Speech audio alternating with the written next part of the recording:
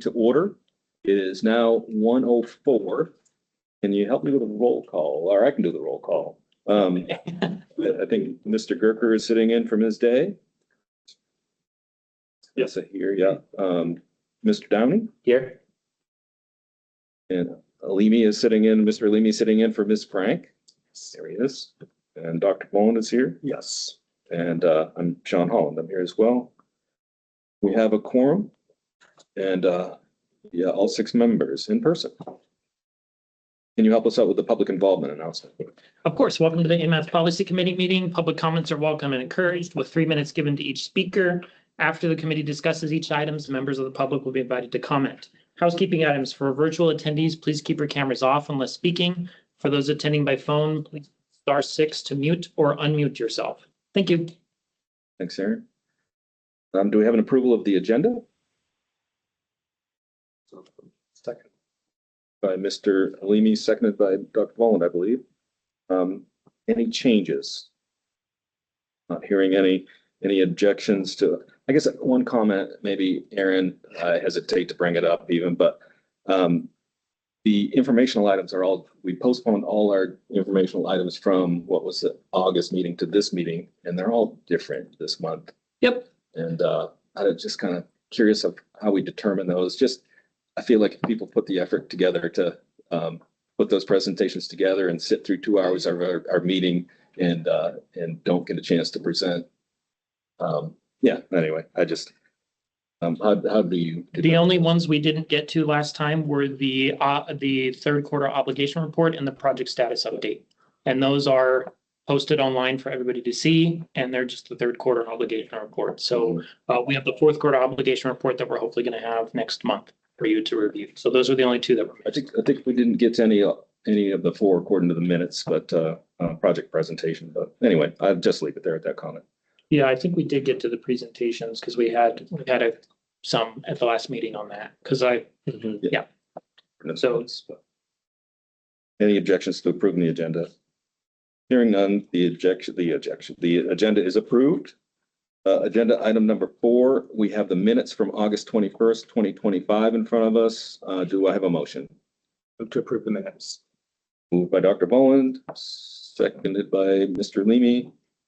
Any objections or any changes or discussions to for the minutes? Do we need to make a change to your comment about what we did and didn't get to at the end?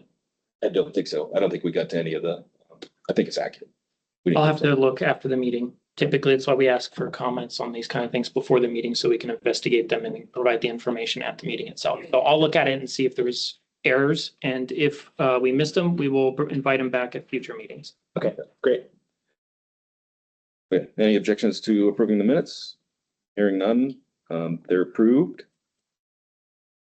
So we're on to the first action item, which is a memo from the MOA legal in response to the policy committee work session questions. And this was not on the TAC agenda.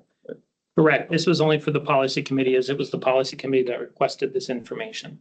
So this was born out of the work session that was held on August 25th, 2025 to discuss the letter submitted to AMATS from the DOT commissioner on February 25th. And at that work session, there were 5 questions that you have in the memo before you that were asked to have the Muni Legal Department review and prepare a draft response to present at the October Policy Committee meeting. So Muni Legal put together the response and it is before you for your review today. You'll notice that there's no action recommended by staff other than for your review of the memo because there was no actual ask of the policy committee at the work session of if you get a response, do this, other than just bring it before you for discussion today. So it is before you for discussion today. I have a motion idea. Please. If I could try it. I would move to direct staff to collaborate with the municipal attorney to format this memorandum as a response to Commissioner Anderson's letter from February. Do I hear a second to that motion? I will second for the purposes of discussion. Seconded. We're open for discussion.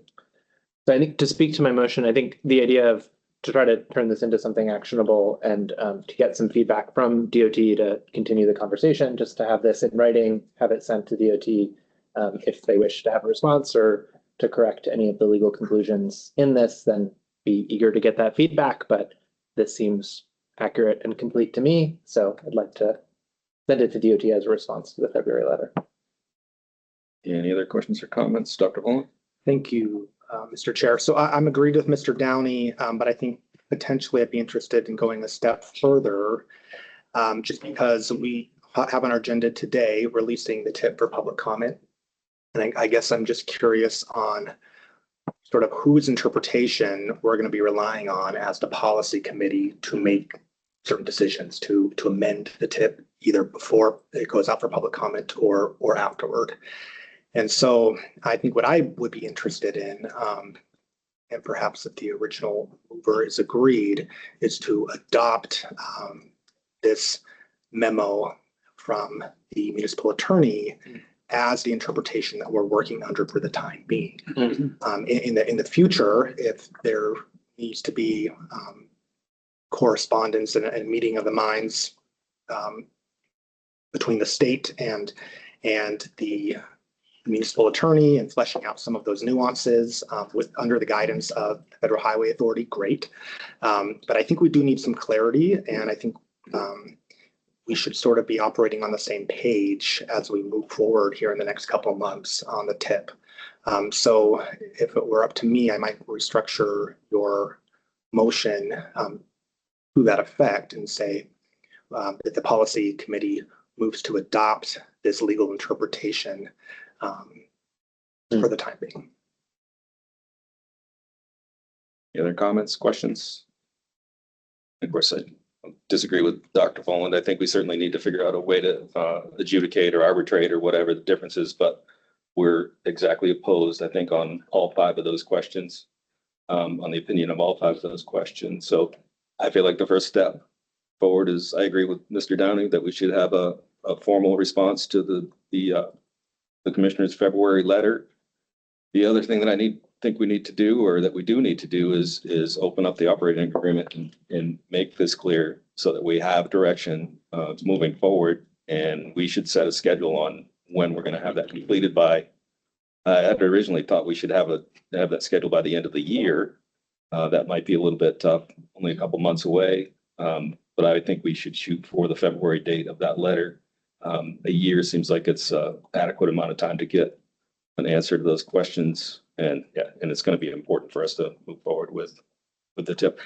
We'll see. I don't know if there's any projects in the tip right now that are going to have that conflict, but I suppose we'll have to wait for that conversation. Yeah, I personally wouldn't be comfortable with the add-on, Mr. Volin, that you're talking about. I don't disagree that we should send this letter to the state and stake out our territory. This is what our attorney is advising us on. But to say that, and therefore we're going to do this when we haven't come to agreement, this is a collaborative body. This needs to be a collaborative process. I would encourage the state to, come to the table and then to talk about it as well, because obviously we have some disagreements here. I'm uncomfortable saying that we want to transmit this memo, and also we're going to make this our policy, guidance going forward. So I'm okay with sending the memo, but I don't want to take it that step further. Appreciate that. And I guess for information that we do have a collaborative effort between the Attorney General's office and the city attorney. She was a little bit surprised that the memo came out so soon. She didn't get a chance to look at it, but here we are. But yeah, we do have that collaboration going forward. And frankly, I'm not sure. It'd be nice to find a amenable way to get through this arbitration or whatever, but I'm not sure what that's going to look like, but I'm sure that we'll get advice from our attorneys. Yeah, thank you. I am really doubtful that we're going to be able to have a collaborative process on the tip moving forward if the policy committee does not have a clear expectation of whose interpretation that we're operating under. When it comes to national highway or the NHS projects, for instance, if we want to amend the scope of the Seward Diamond to O'Malley reconstruction, for instance, which has been a long conversation on this body, is DOT going to honor the ability of the MPO to have influence over those decisions, over the scope of that project, over the timing of that project. If I were to move forward with an amendment to the tip to say, hey, I want to make that project illustrative and put it out in 2030, is DOT going to honor that process, or are you just going to plow ahead with your NHS projects as listed on the tip and say the MPO doesn't have any say over that? And in terms of a collaborative process, we've had that collaborative process. We had a work session. We heard directly from a representative of the Federal Highway Authority at that work session and heard pretty clearly that they do not share the interpretation of the state. And so I guess, I don't see a way forward. It's fine to have some collaboration. We've had it. We've had the conversation. We've heard from the Federal Highway Authority, but we need to be able to know, to have some surety as a policy committee that our voices are going to be heard, we need to have some clarity for our staff at AMATS, that what they incorporate into the document is a reflection of the policy committee and not just one agency's point of view. And so for me, I think it is important that we are operating under a shared set of expectations. And I mean, that goes directly into the next couple agenda items. So to say, okay, we're going to send this as a letter and then we're going to just continue to go back and forth. I do not share the perspective that we have to open up the operating agreement to answer some of these questions. And I think that the memo actually speaks to that. I think that is a goal, maybe, of DOT. I'm not speaking to motive. I think they say that on the record. But I don't think that not opening up the operating agreement would preclude us from moving forward in the future.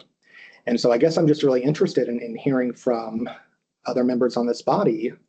Okay, if we don't adopt an interpretation, how do you see this moving forward in the TIP process? All our projects are, I guess, first of all, I'd say that the operating agreements requires the operating agreement be reviewed every year by the policy committee.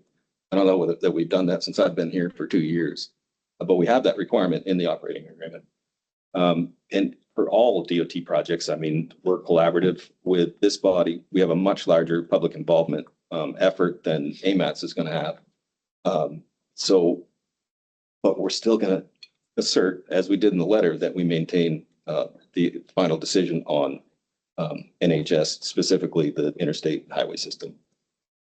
Not to say that we can't negotiate things, and I think we will approach that in good faith.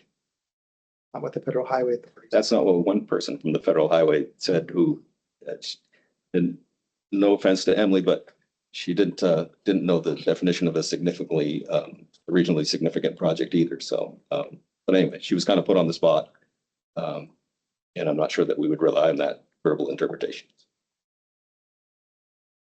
But that could be the arbitration. Maybe we do go to the FHWA and have them weigh in. This is not an uncommon disagreement between MPOs and the state agency. So, it's happened around the country with varying outcomes, I'd say. Yeah. I wonder, Aaron, could you, when was the last time the policy committee reviewed the operating agreement as an agenda item?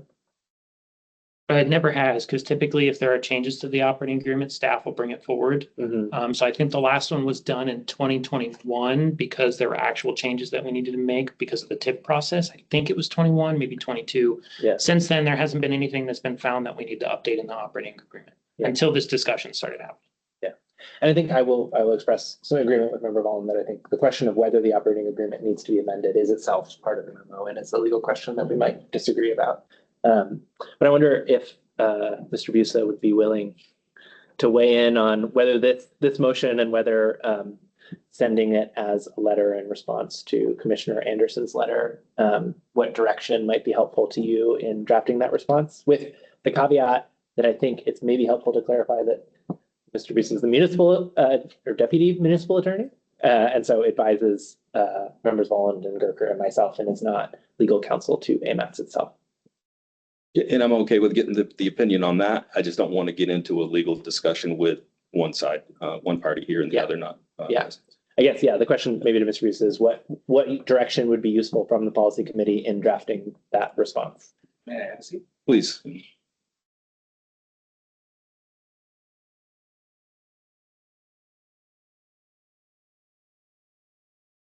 Question. To my mind, I've tried to lay out my view of the law in this memorandum that I sent to you. I think you could, if it met with the approval of the majority of the policy committee, put a cover letter on top saying we received this opinion. We have adopted it as our legal view in response to the state's letter, and we invite a response from the state if the state has rebuttal points they'd like to make. And we look forward to working cooperatively with you in the future. I don't think there's too much more that needs to be done if you want to package this as the policy committee's response to the state. Can you state your name for the record? I'm sorry, I'm Joseph Busa. I'm the deputy. Today, I'm the acting municipal attorney. Thank you. Any other questions for Mr. Busa? Thanks.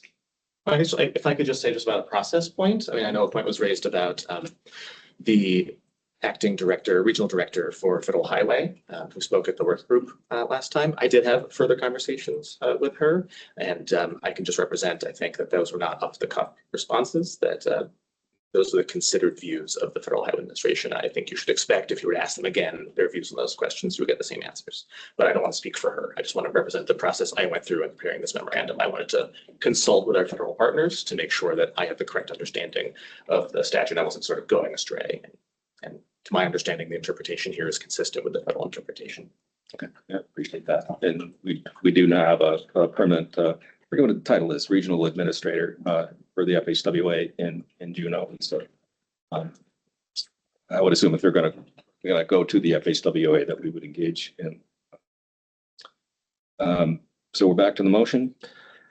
Yeah, well, and I guess maybe to remember Cooker's point, I don't know if you'd be comfortable with the approach that Deputy Municipal or Acting Municipal Attorney Busa recommended. Yeah, so essentially we're saying this is the legal opinion we've gotten. This is what we think is accurate. We invite you to respond. We're not saying this is what we've gotten and this is what we're doing.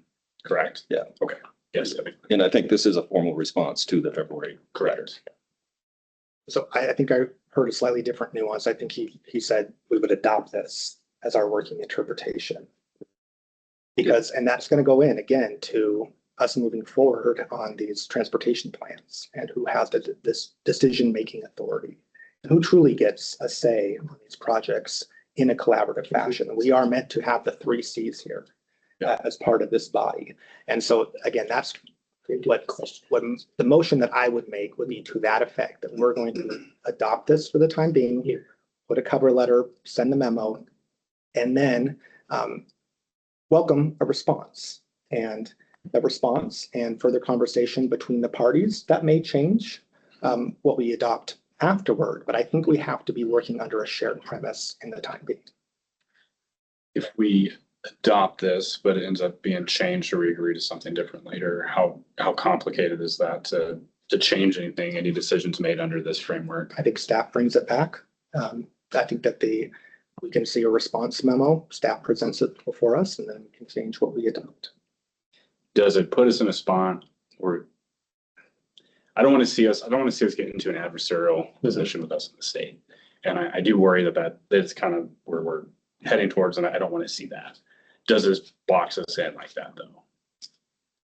This is maybe more of a general question. I don't know if anyone specifically, but Yeah, nuclear option, right? I mean, I do not want to get there, but in Mr. Busa's memo, I mean, it states that the governor gets the final approval of the tip. So I don't want to get to a point where the governor is going to reject a tip. I mean, I think we can, again, there are 400 employees that live in Anchorage. Transportation in Anchorage is important to us all. I feel like we do come to agreement on most everything. So I feel like we can come to an agreement. And I'll have to vote against it if we say we're going to move forward with that, with Mr. Busa's memo as guidance. Real quick, before you continue, we actually need to do public comment on this item. We skipped that and went straight to the motion. So before you continue, we may want to open it to public comment real quick. Sorry about that. I catch that. how do we do that procedurally, Aaron? Just open it for public comment now, give everybody their opportunity, then you can go back to discussing the motion, I believe is the easiest way for us to. Okay, yeah, we didn't, we should have moved afterwards. Yeah, Yeah, sorry. apologies, my fault. That's okay. I guess, is there any more conversation for the committee? Okay, Well, we Back can to- come back to the conversation. we after. can, yeah. Okay, great. We can, I'm sorry. I have a script and everything and I still went out of order, but, are there any comments from the public?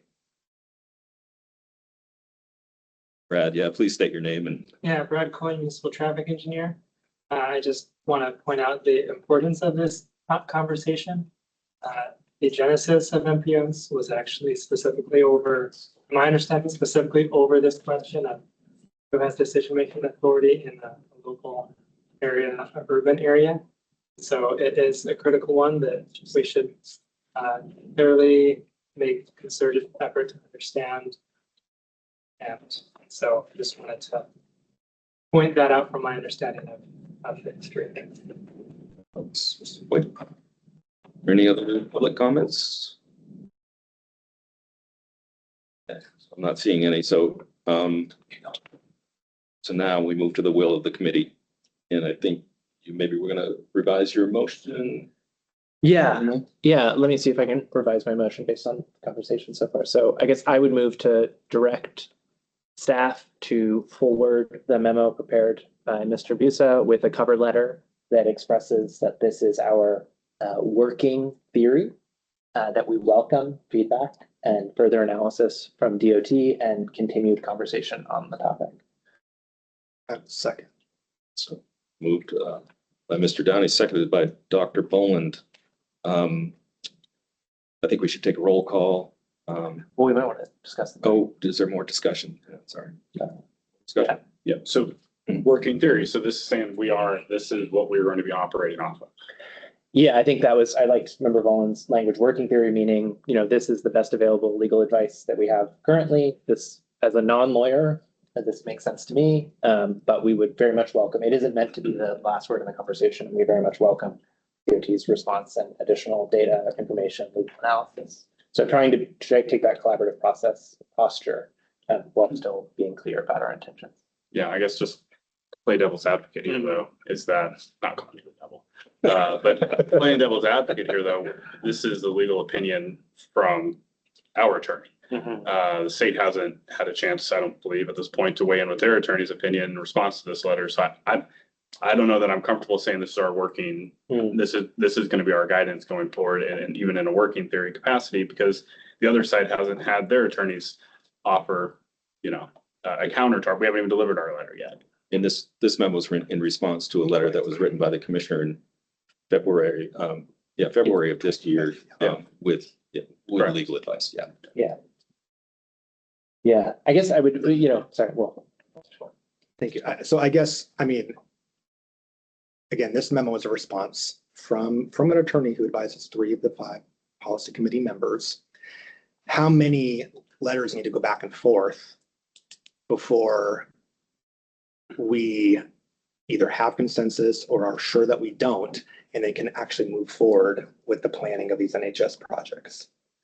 That's, I guess, where I have to be operating at least under a working theory or a shared set of expectations as we put the tip out for public comment, and then it comes back before us. And so I don't know what the timeline of that would be. What if the tip comes back to us and this is still an unsettled question? And so I think that we at least have to have, okay, here's the expectation that we're operating under now.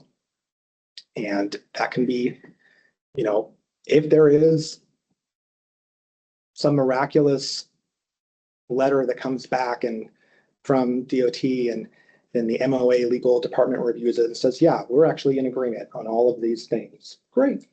And then that we will move forward. Yeah. And we can adopt that. But I just think we need to be operating under a shared premise for the time being to answer some of these questions, because I anticipate that members may want to bring forward amendments to the tip, including on those NHS projects.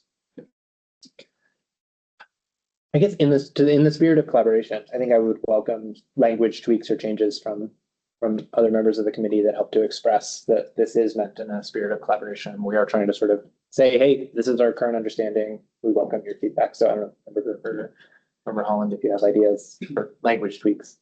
I don't know if we could, request a response back by a certain time. So you're right. We don't want this dragging on for forever.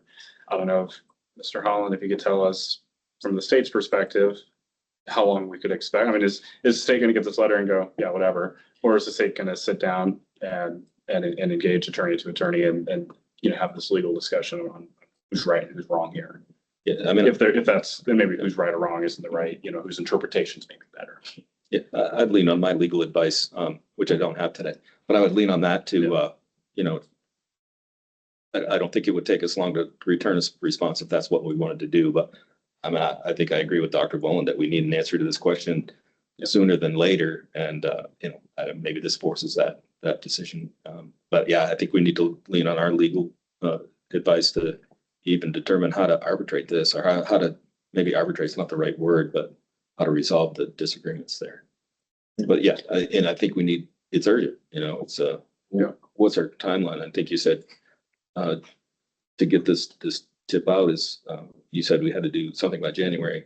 Yeah, so the current schedule for the 27 through 30 tip is, depending on what happens here today, the next 2 months are going to be the interagency consultation, the air quality demonstration development, to release it for public comment in January. So we're kind of at the point now where decisions need to be made of what you guys want the tip to look like, so we can do our next steps to get it out to the public. Changes can come after it goes out to the public. Not saying you can't do that. It's just we like to get changes prior so the public knows kind of what the tip is going to look like. Let's go ahead. Sorry. Could we split the baby here? Could we say, hey, we want to invite your response if we haven't received a response or some sort of, back and forth by this date, maybe by the next meeting, then this will be our interpretation going forward. Is that, would that be something that'd be acceptable? Yeah, I think so. I think it at least forces that conversation to continue, right?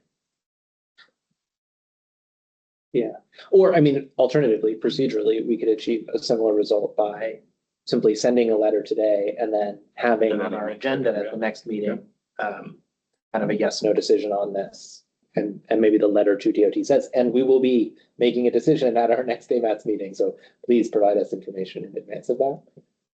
Yeah, I really like the idea of putting a deadline on it. So here's another concern I have with the urgency of the tip, right? Yeah. Because we have gotten, as a former member of this policy committee has called it on the hamster wheel before, of putting something out for comment, getting it back, making amendments to it, and then some members of the policy committee asserting that, oh, because that wasn't part of the public comment, that we need to send it back out. Mhm. And so if there are substantial changes, this is all, I think, kind of an impending disaster. It's teeing up something that is misleading for the public. Because we're going to, it's on our agenda. Am I right, Aaron? It's on our agenda today to release this for public comment. Correct. And so any changes that we would want to make, we'd have to make those today, and we'd have to be making those on a shared set of expectations on how those decisions get made. Okay, so then we put it out for comment, and then it's going to come back to us. And when, Aaron, would it be scheduled to come back to us? March of 26. March, okay. So I guess what I don't want to see happen is, yeah, great. I like the idea of saying, okay, this is going to be the shared understanding.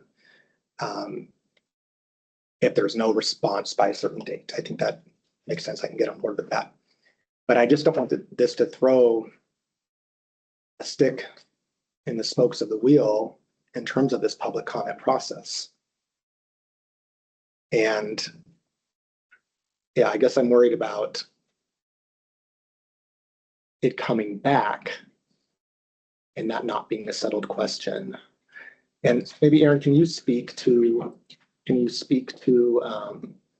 that process a little bit in terms of, if we release it for public comment today, it comes back to us after public comment. Can we make amendments and then have it be set in stone? What would trigger it to have to be re-released for public comment?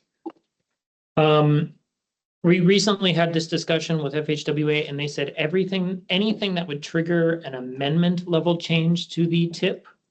So you put it out for public, you bring it back, you make changes based on that public feedback. Anything that is based at an amendment level threshold, so new project, deleting a project, or cost changes of 50% or greater of the total project cost in the tip, that has to go back out to the public for additional public comment, because it was a substantial change, and that's actually written in federal regs. So we received that clarification from FHWA recently because we had never really been doing that. We had talked about it, but we had never really been doing it. And anytime major changes happen, we said, well, this is what the changes are based on public comment. Let's do it and move forward. And so FHWA is now kind of watching to see what we do. So if an amendment is made to the tip today in this meeting before it's released for public comment, what is staff going to put out for public comment? The decision of the policy making, or is staff going to put out something that says, no, sorry, we can't amend any of the NHS projects? It'll be whatever the policy committee approves today or release. And if any changes happen between now and then because pavement changes or something other, we'd have to bring that back to the policy committee before we release it. Like my idea is, and somebody will tell me if I'm wrong, whatever you approve today is what's going to be released for the public in January. Okay. Staff will put out for public comment whatever the policy committee decides on the NHS projects. Yes, because policy committee has final approval on the tip. The approval that the governor has is the incorporation into the STIP, not approval of the tip itself, as was spelled out in the letter that was written by Muni Legal and the various letters that have been produced by FHWA as part of the STIP approval recently. Thanks. Yeah, and I guess for my position, I'm not going to vote for the motion as is. I don't like the process except for the adoption of the memo as our operating theory. Is that if we wanted to change that to the using the February letter from the commissioner as the operating theory, then I would vote yes for that. Did you feel comfortable with Mr. Gerber's approach? Yeah, I think so. Yeah, yeah, it spurs some movement anyway. Yeah. I guess I'll make that as a motion. Motion to amend the motion. Restate it. Just Yeah, that we will forward this letter from Mr. Busa to the state in response to the commissioner's letter from February. And we invite their response, absent response or some sort of agreement before then, by the next, and this is gonna be really wordy, by the next AMATS meeting, that will be our working theory.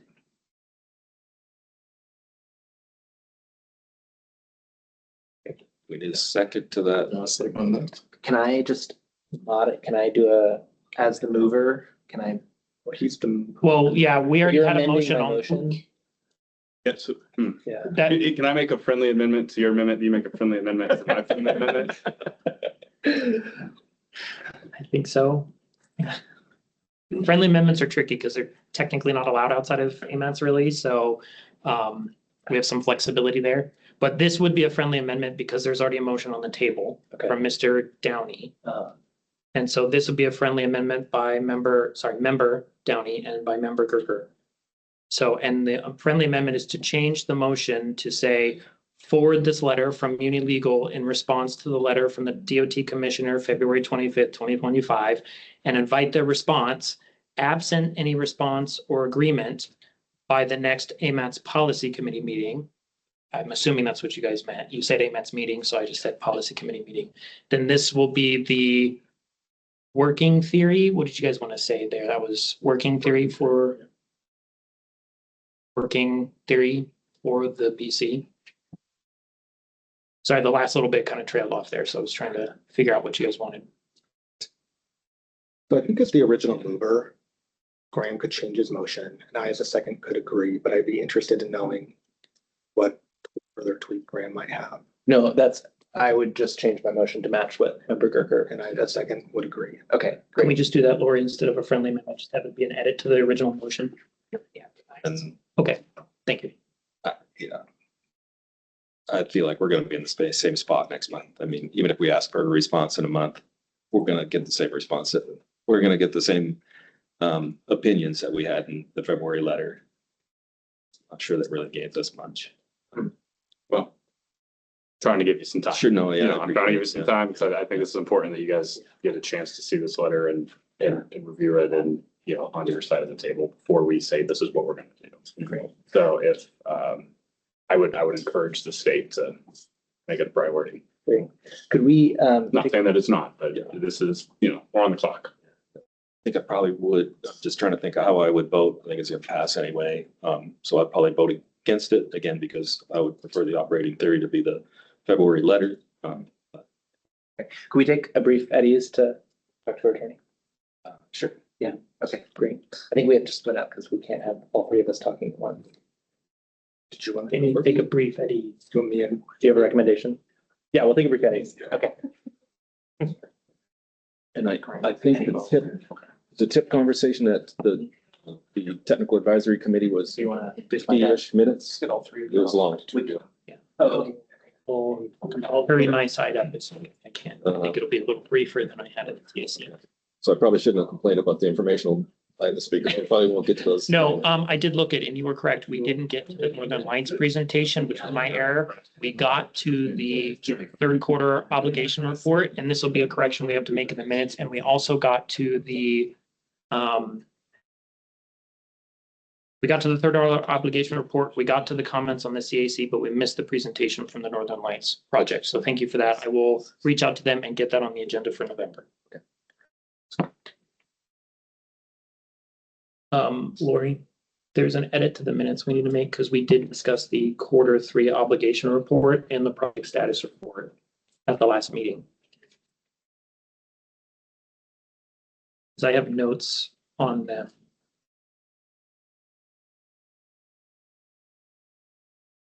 How's it going, Jared? Yeah. Because we discussed. Like good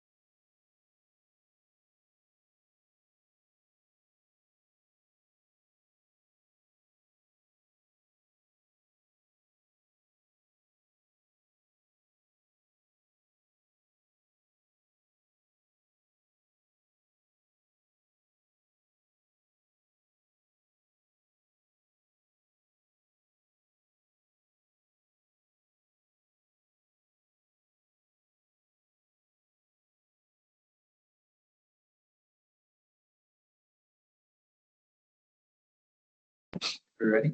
Okay, we ready? Yep, we're ready. Back in session. Okay. So we have a motion from me via member Gerker.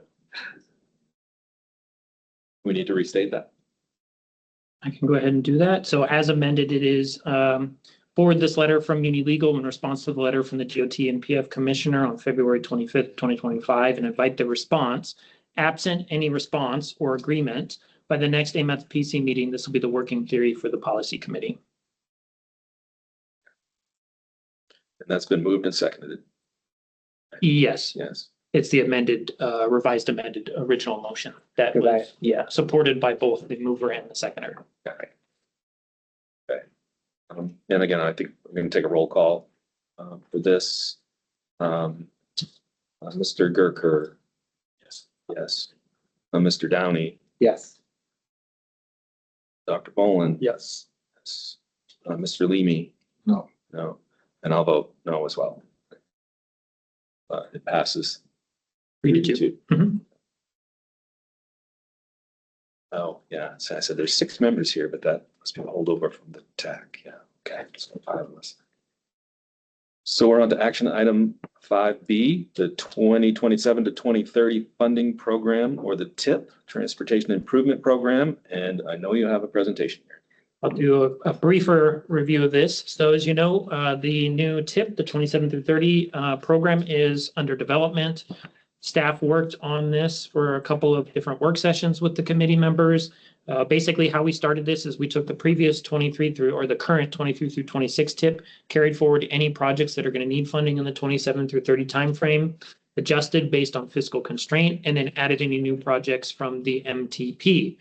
There were a few new projects that were added that I'm going to go through briefly, and then some projects that we had to move into the illustrative category.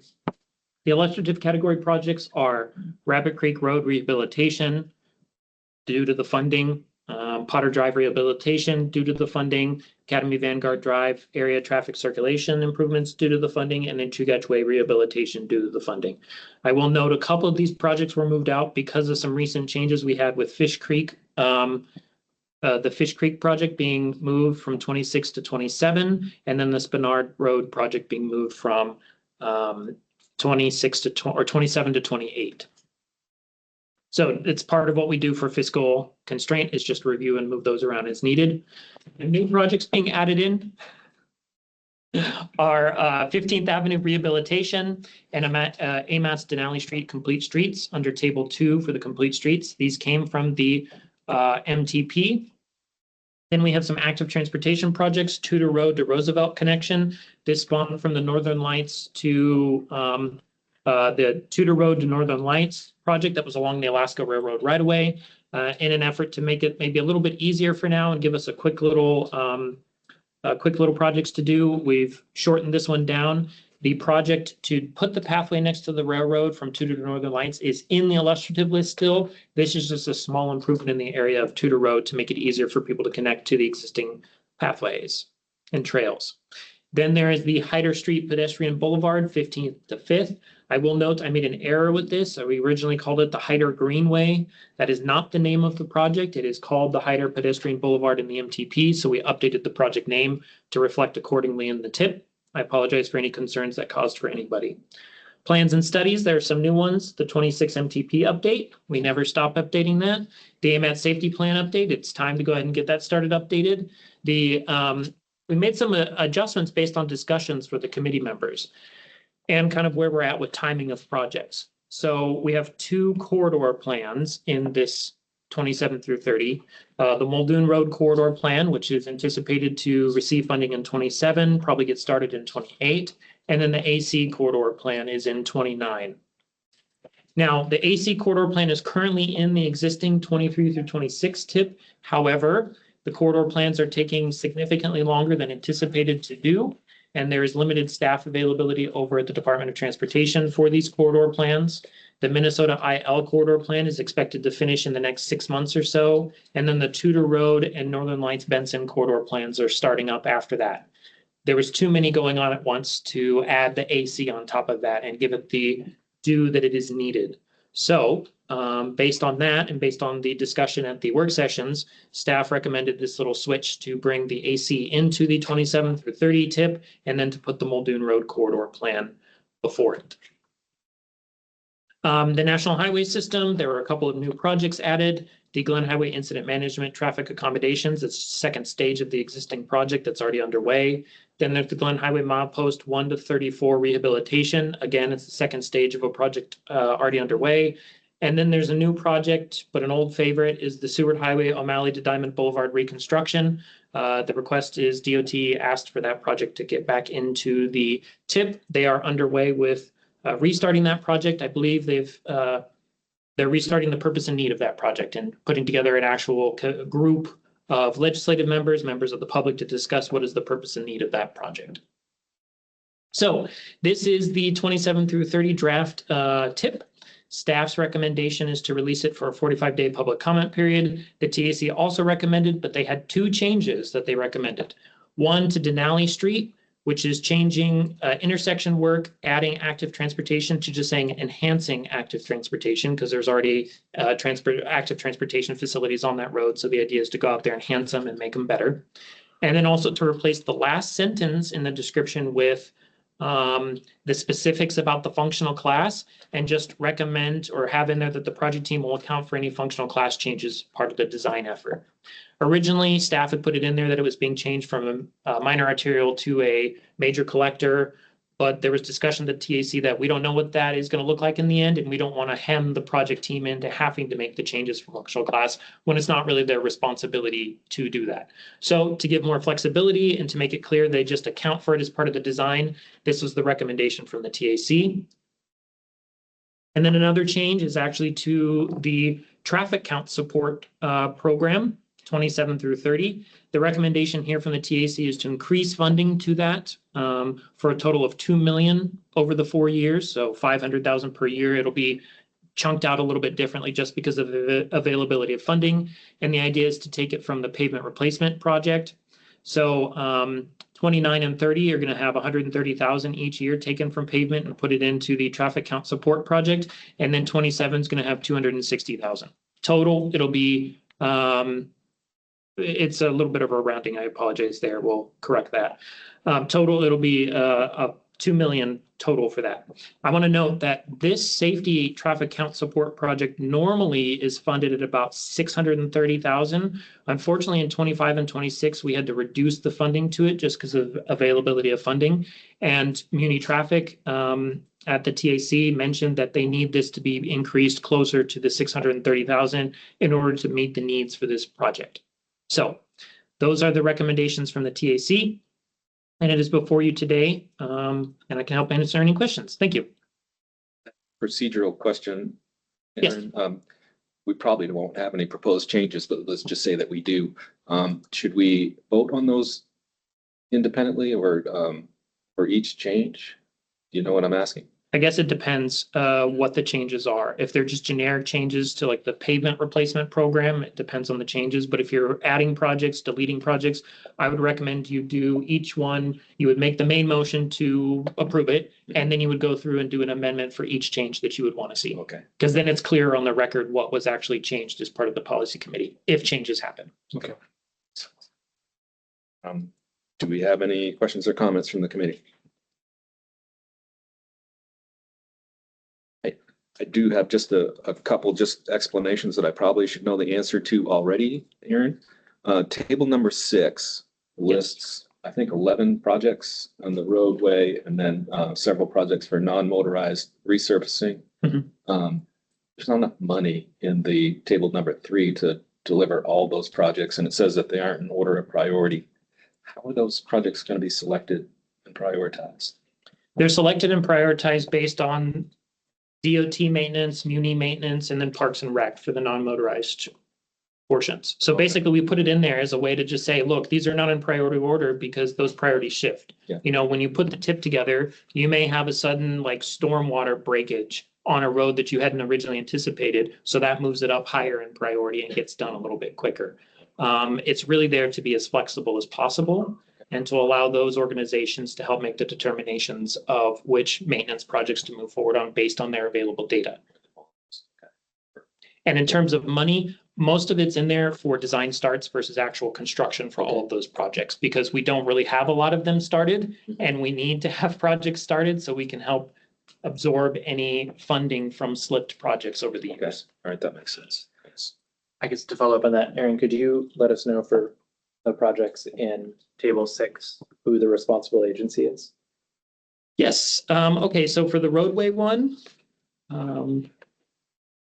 Imagine it might be different depending on the road. yes, Brayton Drive is DOT, Elmore Road is DOT, Upper Huffman, I believe is DOT, Upper DeArmond, I believe is the municipality of Anchorage, but there's some issues with that because it is outside of ARTSA.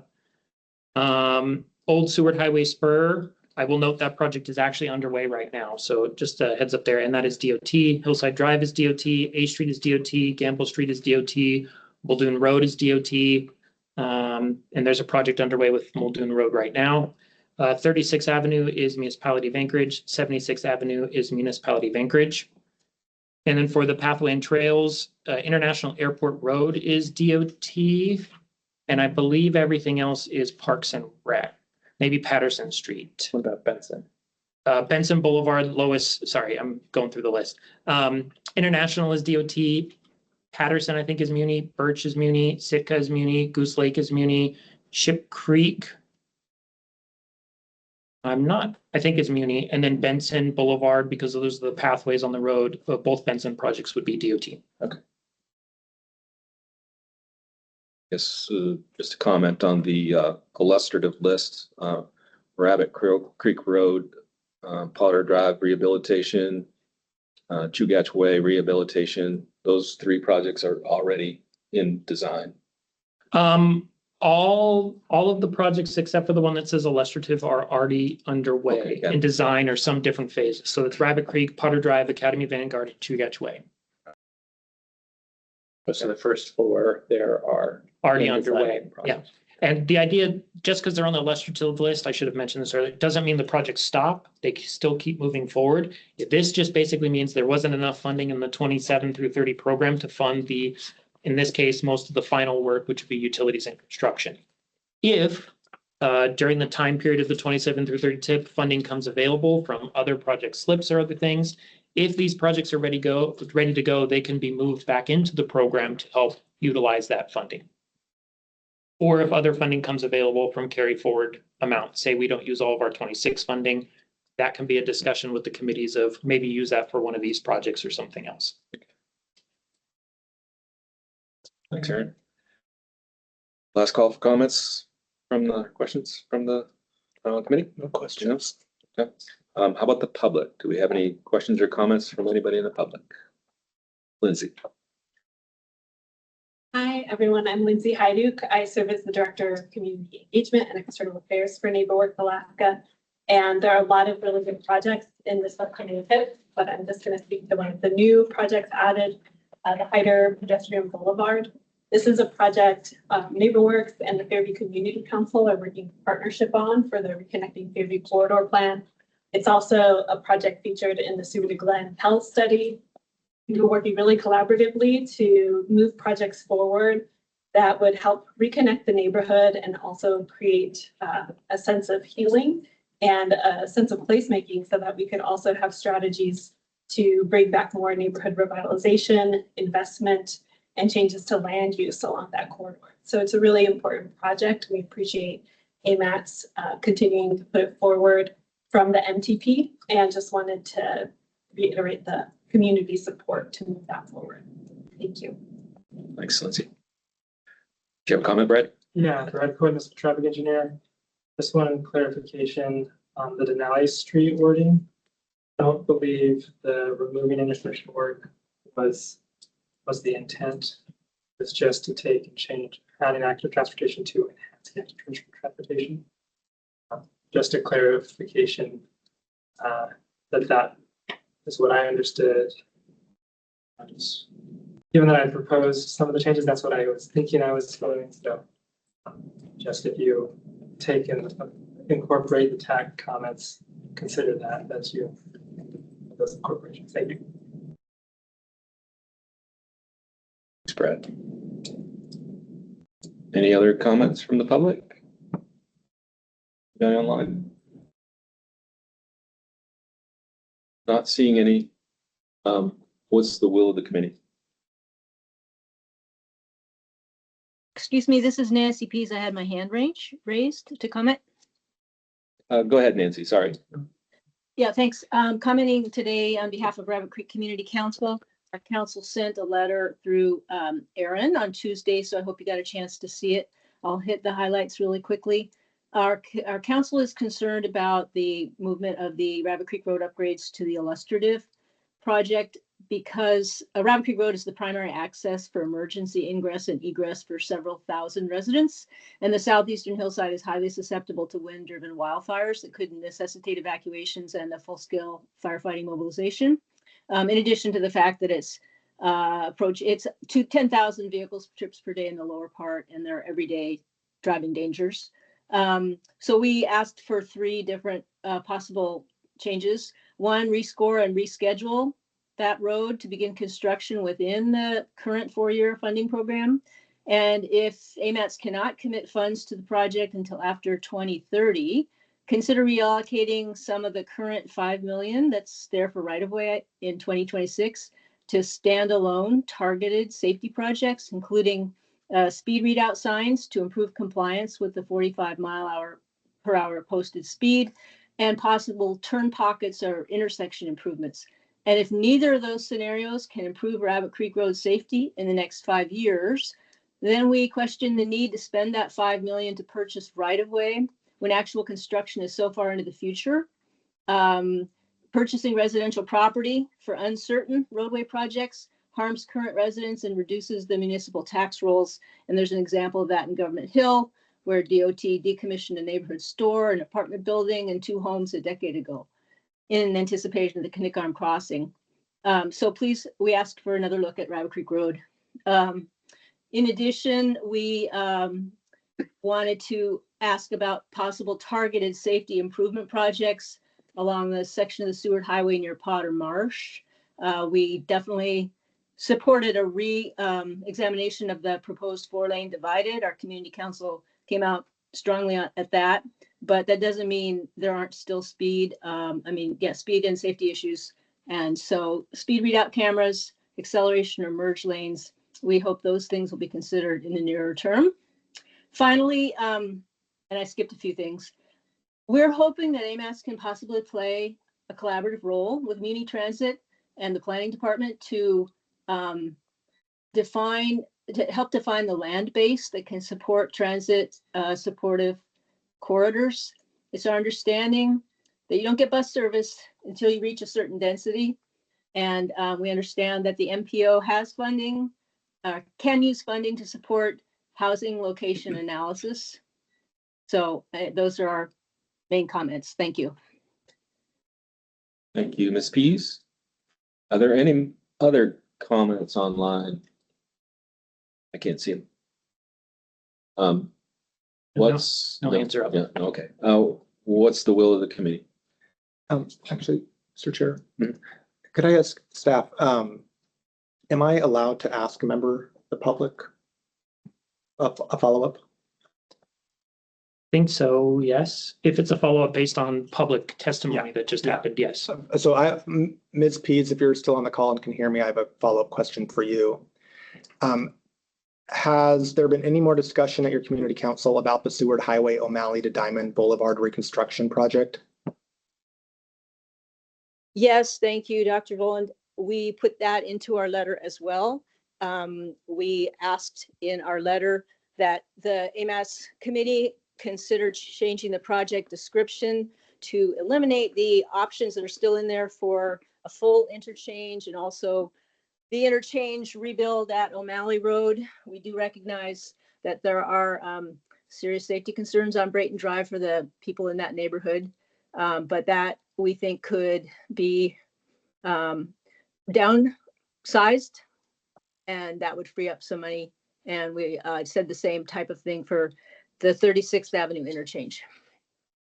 Okay, thank you.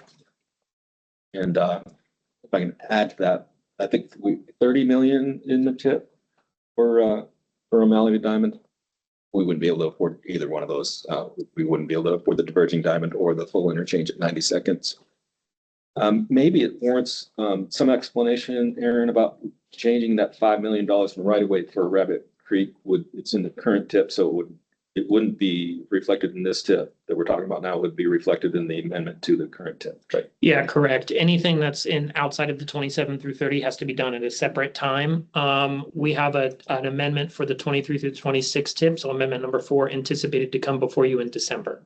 So if there's a desire for something to change on one of those projects in 2026, you could include that as part of your motion today, or have that as part of the discussion at the December meeting, or we can talk about it at the next meeting if you wanted something on the item. If you do want a change to happen, I ask that you notify us sooner so staff can accommodate that change and bring forward you recommendations based on that. But thanks for those comments, Ms. Pease. Any other conversation before we have a motion? So just to clarify for my own benefit, when we're voting on this, we're voting on everything in all of these tables for being added and for the illustrative. Is that correct? Correct. And it's just to release it for public comment. Okay. Well, we can amend too. But Okay. you can make motions, yes, but that is what. Okay. So now after it goes out to public comment, it's still not approved until this committee comes back and says, okay, this is going to go. Okay. Okay. Do I have a motion? I move to release the 2027 to 2030 funding program for public comment. Second. By Mr. Downey, seconded by Dr. Boland. I think I can just ask if there are any objections to approving the motion. I do have an amendment, Mr. Chair. Okay. And that is for table 8, Seward Highway O'Malley to Diamond Boulevard reconstruction, to program that as illustrative. Place that with anything. No, not at this time. What does that gain us, Aaron? It just moves it out of the program and would have to be added in at another time. So it wouldn't really, $1 million hole in 2030 or whatever. I mean, it's in 2029, so we'd have to hear from DOT.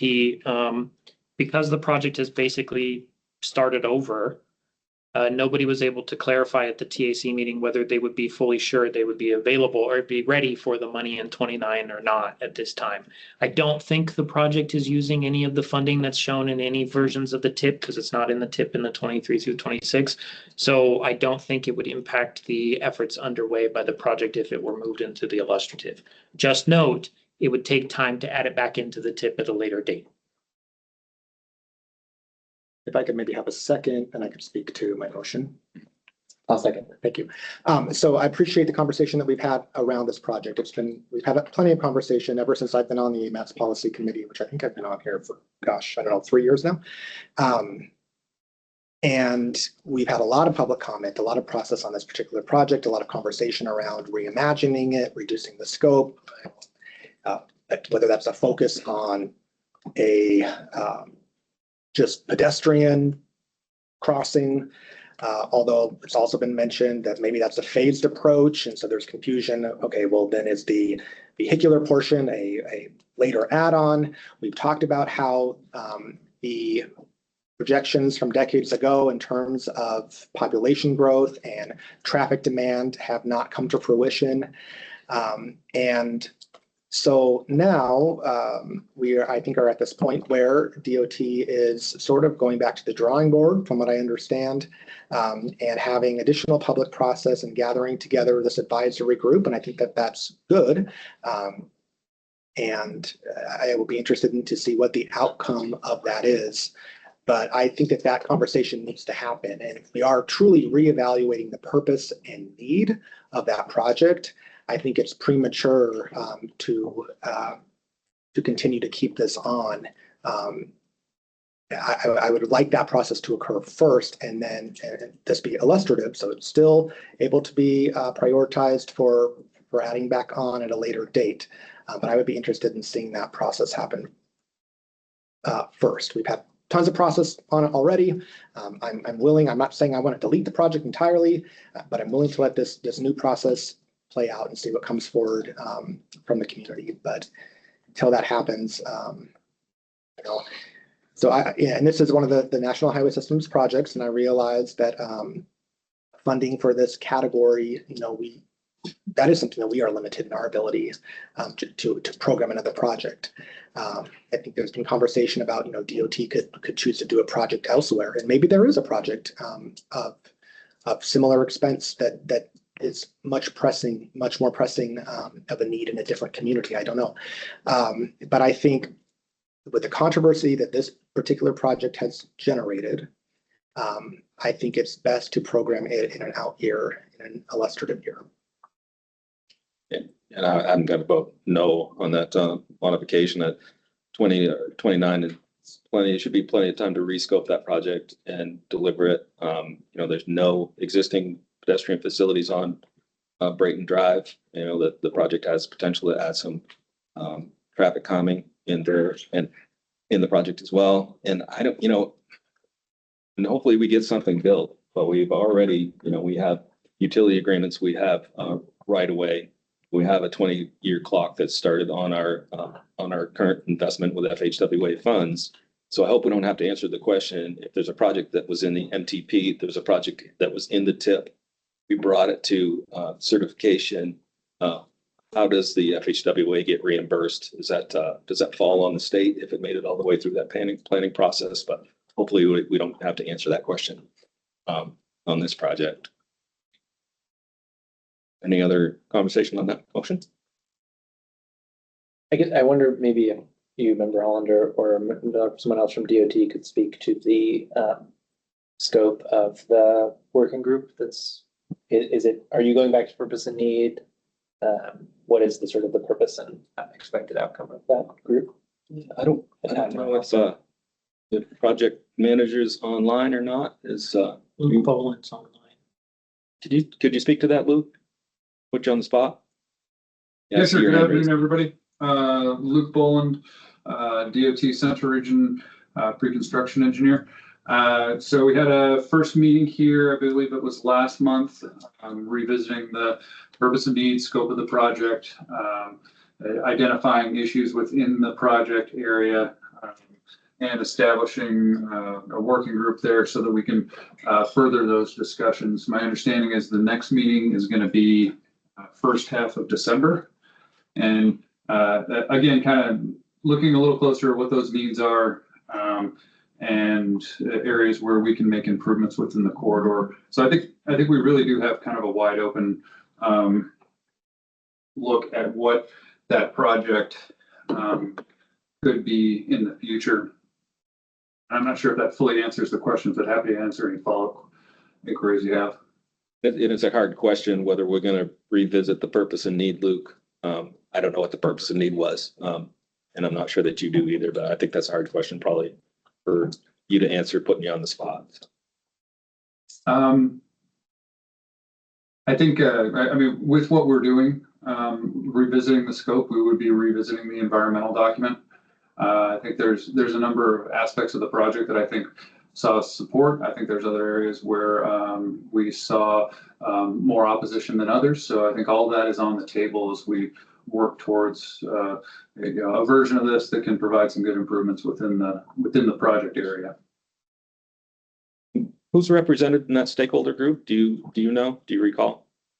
It's a pretty I apologize. I don't have the names. I'm not sure if anybody else on the call may have that. Yeah, I know. Well, I know there's members of the public, certainly representatives from the community council. I've got requests from my legislators to have input into the plan. So I think we had at least one legislator, and I can't remember if we had one assembly person. But anyway, they've been invited. So Yeah, there's a few legislative members there. I was participated in there. Yeah, Bike Anchorage was there and a bunch of others. So it's a pretty big group of people that were invited. And there was discussion about the purpose and need and what should the purpose and need be for this project at that first meeting.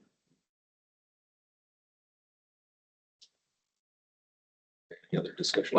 I guess maybe also to Mr. Boland or anyone else who has the answer, the expected timeline for that group. Do you have a sense of how long it's going to take? 20 months. achievable, isn't it, Luke? And we have the right of way. I know that we have the utility agreements. We have the things that are typically out of our control, which control the schedule. I think 4 years. What do you think? I think that's a doable timeline to get something rescoped. Obviously, the changes in scope elements could require additional right of way, or there will be some revisiting of the utility agreements that we have for that project, given new Buy America standards that are in place at this time that weren't in place when the project was paused. I think one of the big focuses here is looking at the scope of this project as Academy Vanguard continues to move forward, and make sure that if there's anything that we need to complement that project, timing is coincides well with those improvements. Well, glad you brought that up. I guess as a follow-up question, this is funding for utilities and construction, is that correct? It looks like 2029 UC. Yes, that'll be utilities construction. And I guess maybe I'm just sort of curious about the sequencing. So you're having sort of the working group to like reassess what is the need, what is the community desire.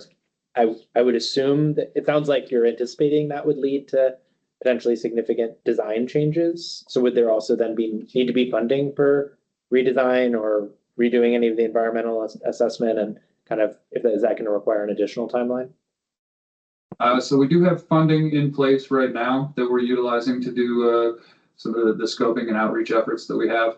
Okay. Whether or not that's going to be adequate to get us to that phase 4-7 construction utility phase in 29 isn't clear. I think, as we're looking at including this in the tip, I think that's one of the benefits to just leaving it where it is that in the event that we need additional phase 2 or phase 3 right-of-way funds, it wouldn't be as tough for us to keep the project moving if we've got momentum there. And also, between now and 29, there'll be multiple tip amendments that we'll be going through with opportunities to revisit this. It's not AMAT's allocation, it's state NHPP funding. So, Correct. Please. Yeah, no, I appreciate the point about the opportunity to amend the tip. I think that's valid, and I think that as this process plays out, and I guess there's just a lot of open questions. We don't know if we're reevaluating the purpose and need and the environmental analysis. Maybe we are, maybe we aren't. I think it's great that you have participation of legislators. I hope what will also be taken into account is that the Assembly has passed multiple resolutions on the tip that mention this project.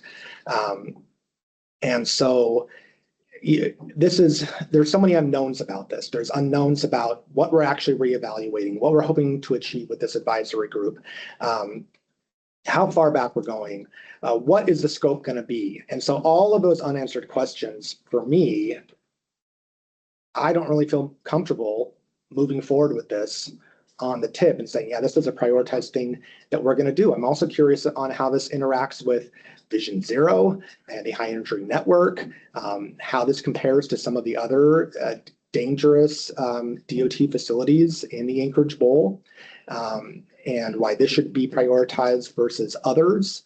Again, especially in light of the fact that those assumptions, those past predictions have changed, the conditions have changed, what was predicted has not come to fruition. And so I appreciate the point as well about how, potential payback to the feds. Who knows what is going to have to be paid back, if anything. And that's why I support keeping this as illustrative rather than at this point outright deleting it. But for all those reasons, I think that is the right move. I think we program this as illustrative, and in terms of syncing up with Academy Drive Vanguard, that is also on the illustrative list. So that's just where I'm at. Thanks. Any other discussion? I think. Oh yeah, if you want to go. I was just saying. I think the other thing I want to be mindful of here is, I know, we've heard feedback from DOT that it's not helpful when we come in later and we change things in the tip that like there's been a bunch of sunk cost into and you've already invested. So I guess one thing that I'm mindful of is you convene this working group, that's a lot of folks coming in and providing input. I don't want to create a false I think based on what I currently know about this project, I think I could not vote to support it. And that's why you're doing the working group, to go back and reevaluate the need and to come up with a design that's more fiscally responsible and addresses the sort of updated population and usage and all that. But I wouldn't want also to like put us on a path where then the policy committee is going to come back in 2 years and amend this out, and you've done this work. So I guess that's something I'm struggling with is maybe Member Wallen's motion here that I've seconded as a way of communicating, hey, the current version doesn't work for us, we couldn't support it. You need to come back with a different proposal before we really make sure this is something we want for our community. Maybe that, I think that's sort of the message trying to send here, rather than sort of creating the false expectation that this is going to move forward and we should keep pouring resources into it. Well, I guess I don't know, I'm like a little disappointed we haven't hit those population growth. I'm not sure I want that many people in Anchorage, but I think if Anchorage is shrinking, it means that it's not a desirable place to live, so I think we need to have some work to do there. There's things in this project that, we have fatality on Brayton, we have kind of some pedestrian problems down on the ramp from southbound from Diamond. We have a snow dump in there that would come in really handy in the winter. There's a lot of good things in the project. Again, I'm going to vote against the motion to pull it out. If you leave it in, you have a target, and we'll keep working on it, and it will get delivered. If it's not in there, then it doesn't have it gets a lower priority. And the environmental document always has to be reevaluated. It gets reevaluated at certain milestones in the project, and then certain timelines in the project, so it will be reevaluated. But yeah, I mean, if you pull out the interchange improvements, it's not a capacity project anymore, which I'm fine with. Any other conversation on the motion? I guess I wonder, to that point, is there a willingness or openness to maybe amending the project scope in order to clarify that, like, for example, substantial intersection improvements are not actually what our goal is? And obviously you haven't gotten there yet in the conversation with the working group, but I wonder if that's something maybe the policy committee be helpful if we weighed in on. It could, yeah. Like I said, for 30 million, we're not going to get a new interchange.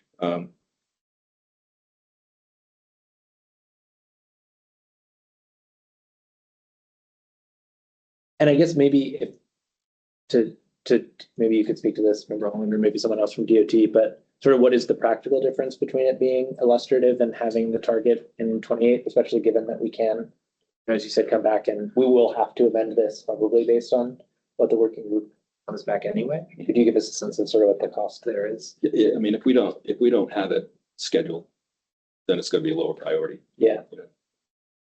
So the probability of being able to deliver what could be an important project in 29, I would say, goes away, because we have a lot of stuff to work on.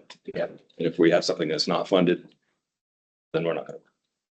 So the practical effect of moving it to the illustrative list would be you sort of stop this working group process. Yeah. I mean, we're funded through design, so we may continue with that. Process, but I don't see any meaningful work being done on it if it's not funded, or if it's not in the funding plan.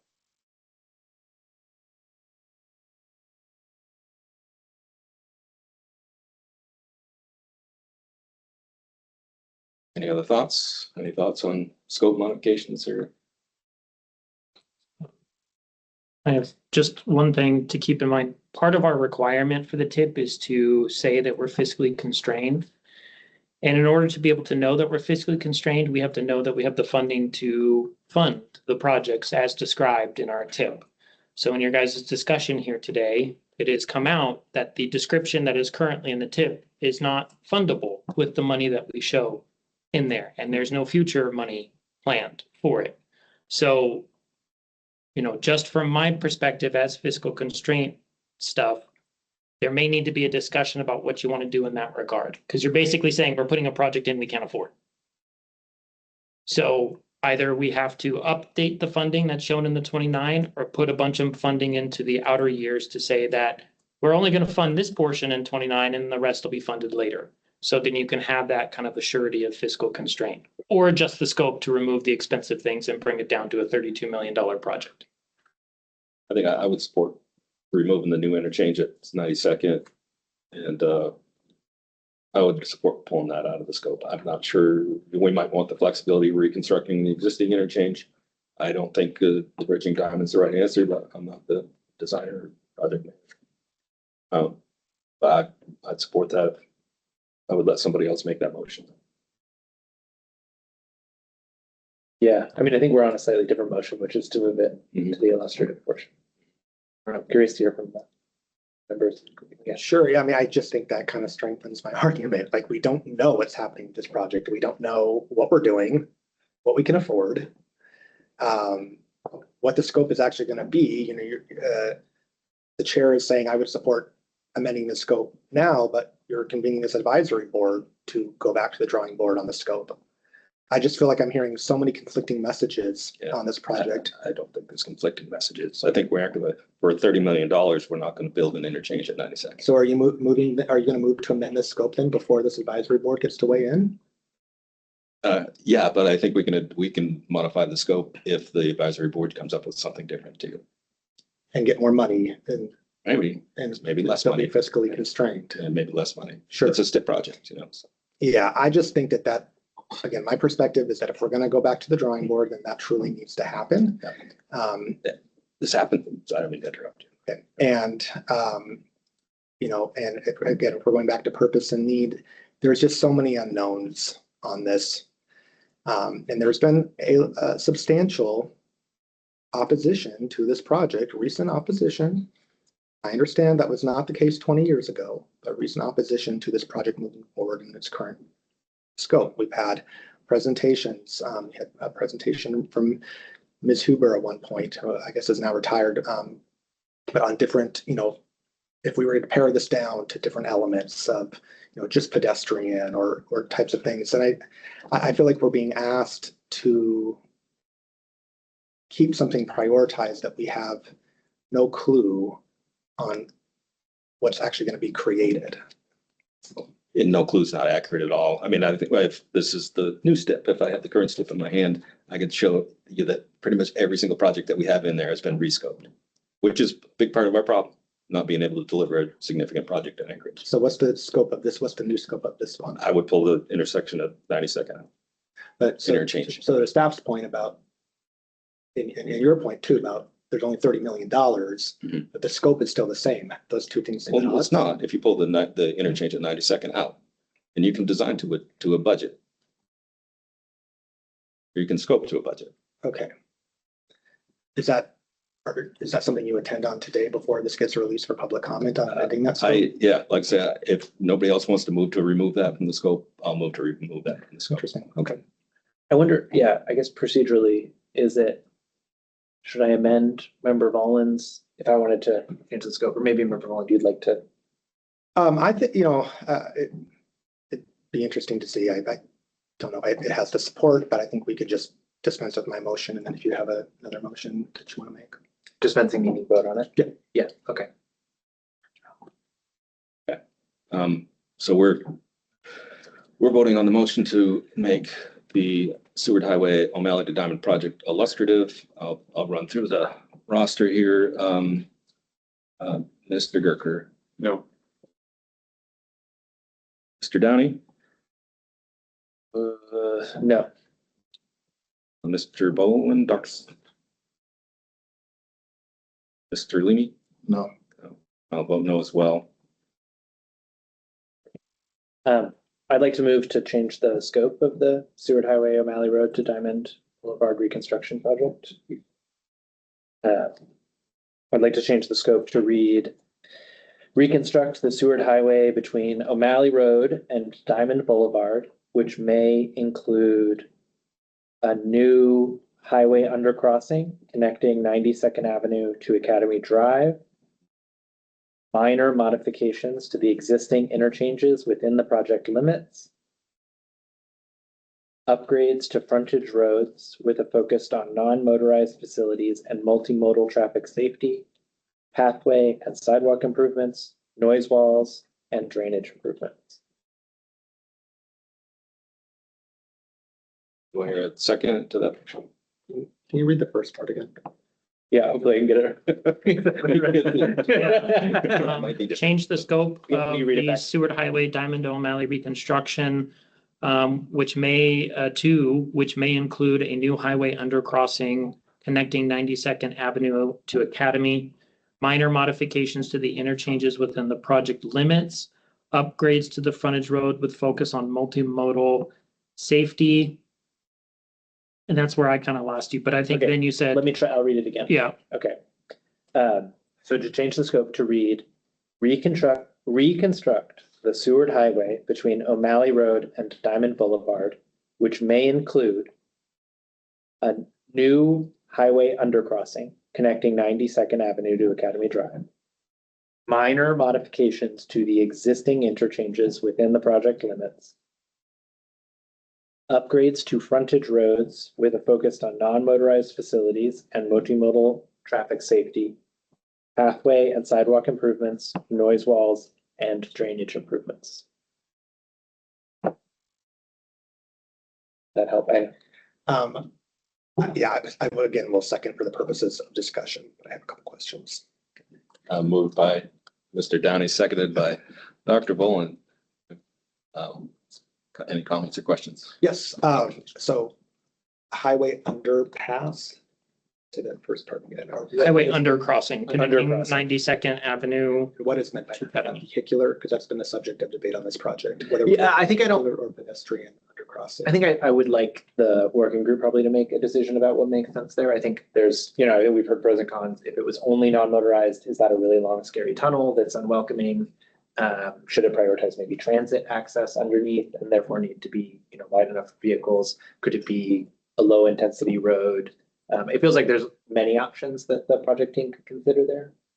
Given the other portion of the scope would be focusing on non-motorized and safety improvements. I think that would apply to the undercrossing as well. I just worry here that we're kind of retreading old ground because in my recollection, part of the reason for decreasing the funding substantially was to focus on a pedestrian or a non-motorized undercrossing rather than vehicular. And then my second question would be, with this scope amendment, do we feel that then we meet those fiscal restraints that staff was mentioning earlier by keeping this project programmed at 30 million?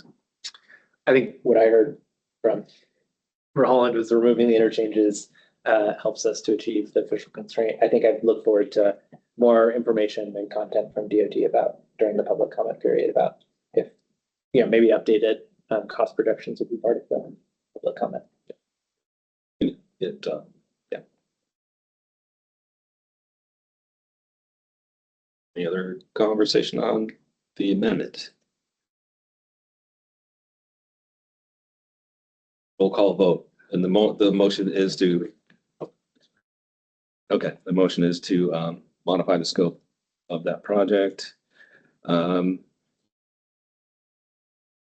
Gerker. Yes. Yes. Mr. Downey, Yes. Mr. Leamy, Yes. Mr. Dr. Boland, I say no. and I will vote yes. Passes 4-1. Okay, I have another motion. If it's acceptable, I'll open it up, maybe if other members have other motions. I would like to move to accept the TAC's recommended changes with the exception that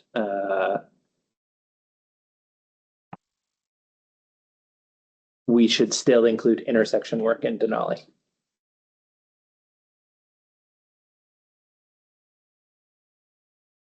Second. So moved by Mr. Downey, seconded by Dr. Boland. Second work, adding active, change intersecting work, adding active transportation to enhancing active transportation. Yeah, so we would not remove intersection work from the scope of the Okay, project. all right. We would only change adding active transportation to enhancing active transportation. Okay. Yeah, when the motion was made at the TAC, they included that intersection. Yeah. Portion, but it sounds like that might have been an error. Is there any discussion on that? No, I think I can add or ask if, are there any objections to that motion? Not hearing any, that motion passes, or the amendment to the motion, or whatever that was passes. It's an amendment to the motion. Are there any other amendments? I guess I had a question about maybe Mr. Boland had raised the Academy Vanguard project, and I wondered, that's not something that's part of this tip because it's in the current tip. Is that correct? It's illustrative right now because It's there's not enough illustrative. funding to pay for the utilities construction in the 27 through 30 years. There is funding in 2026 for right-of-way work for that project. It's $4 million in 26 for right-of-way work. Okay. And I guess I bring it up because we have a very skinny road bond this year, the mayor's proposed, and there's a $2.5 million match for Academy Vanguard in that road bond that could potentially get used for, I think some staff had recommended we use that for potentially for different projects if there's not an immediate need to spend that money. So I'd appreciate, I think, for example, there's a Thimbleberry storm drain improvement that potentially could cause a collapse on the Seward Highway. And so that might be more important than right-of-way acquisition for Academy Vanguard. Would just maybe appreciate some, maybe that, I don't know if we need to decide that now. Not with part of this. If you're wanting to make a change to the 26 year, that would be part of amendment number 4 for the 23 through 26 tip. I guess you could make the motion now if you wanted to change or remove that right-of-way funding for that project. Okay, maybe I'll just put a pin in it for Sean and DOT, just to mention it would be helpful to get potentially a sense of how much funding is needed from the Muni's road bond this year to make sure that project keeps moving, so that it doesn't get removed entirely from match funding. But anyway, yeah, just a note for DOT. It'd be helpful to have some more updated data on that. Yeah. Oh, Okay. other amendments? So we're back to the original motion to release this for public comment. Do I hear any objections to releasing it to public comment? Not seeing any, so the motion passes. Great. Got 20 minutes left. On to the next action item, which is I'll say as a point of information, we should be mindful of time as always, but the pre-agenda meeting is not happening in person today, so Okay. we do have some flexibility. okay. It's good. Item 5C. I'm gonna see here for a second. Pardon me. Let's see. 5C is the 2052 Transportation Plan MTP Resolution. Aaron has a presentation. That'd be Rhiannon. Rhiannon Brown, Senior Planner with the AMATS. Before you, we have a resolution for review and a recommendation for approval for the 2052 MTP update. The resolution contains the assumptions and parameters that are going to guide this update. A little bit of background, since the 2050 MTP was updated, the municipality has released the new long-range transportation strategy. So with this MTP update effort, it will include a review and revision of goals and objectives where appropriate. And scoring criteria will also be updated if significant changes are made to goals and objectives. Along those same lines, the call for projects will only happen if, again, we find significant changes are made to the goals and objectives. And again, that's in regards to plans that have been adopted since the last update. So this, the horizon year for this update is 2052. It will continue to be fiscally constrained. This go around a modeling, air quality modeling analysis is not needed, but there will be an air quality demonstration.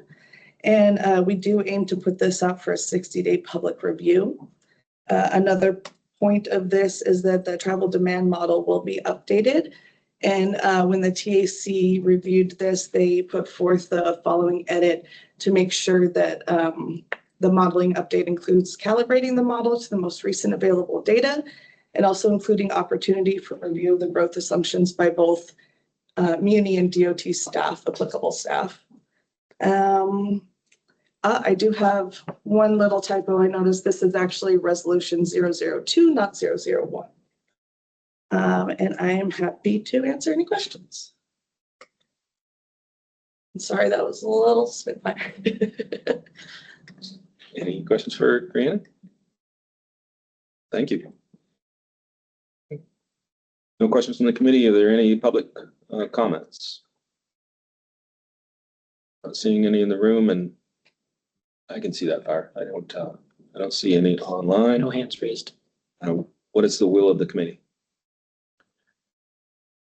I will move to approve. Sorry. With TAC. Well, I'm gonna get there. I was gonna do that as an amendment. Okay. Moved by Dr. Mullen, seconded by, I believe that was Mr. Gerker that was seconded. Any further discussion? Yes, I will amend to Amendments? take into the account the technical advisory committee's recommendation, their edit. Could include that as well, with also the correct title at 2025-002. Do I hear a second to that modification? Second. It's moved by Dr. Mullen, seconded by Mr. Downey. Are there any objections to incorporating the TAC edits? Not hearing any.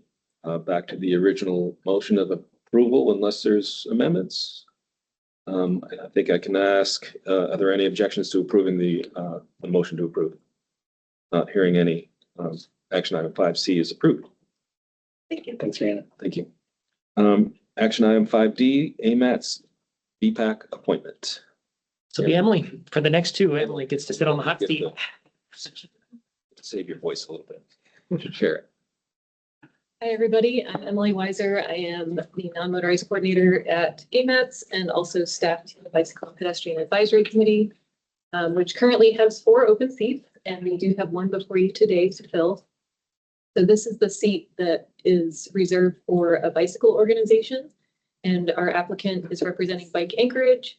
Her name is Lynn Keneally, and she has a really strong proven record of commitment to public service, as well as relevant experience and interest in bicycling, specifically also pedestrian issues.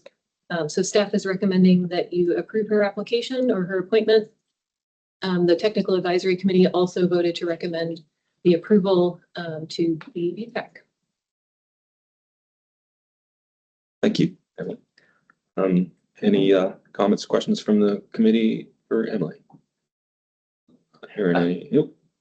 She seems very qualified. I guess she does work for the state of Alaska, and I'm wondering if any, seems like an unrelated division, so unlikely to be conflicts of interest. I don't know if that was discussed or you had thoughts about that. We did not discuss that. I guess my assumption was that's not a related department, that it would be fine. But yeah, happy to, if there are concerns about that, we can certainly discuss that. And yeah, she would not be representing the state, she'd be representing Bike Anchorage. She's representing Bike Anchorage. Okay. The volunteer member of the public seat. Any other questions, comments? Any? No? Are there any public comments? Lindsay. Hi, I'm Lindsay Heidi. I'm just going to speak as the BPAC chair, that the BPAC does really support Lynn's appointment and urge you to support her as well. Thank you. I was looking online to see if maybe Lynn was online. She could and wanted to say hi, but I don't see her. She extended her regrets during the workday. It's hard for her to get to meetings. Luckily, the BPAC meets in the evenings, so that's. But I do think we have Alexa's hand raised online. Oh, yeah. Yeah, go ahead, Alexa.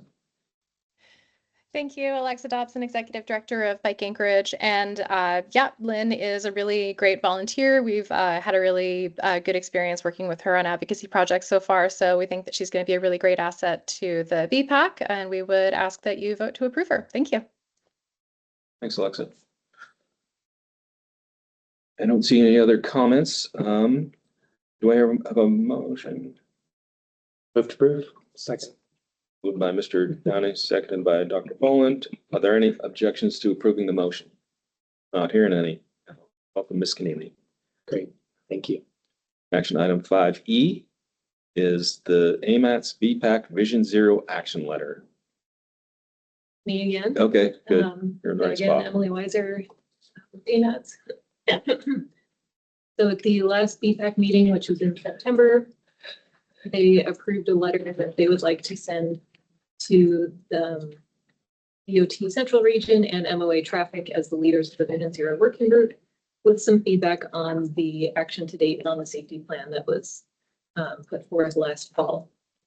Has a little bit of background and context.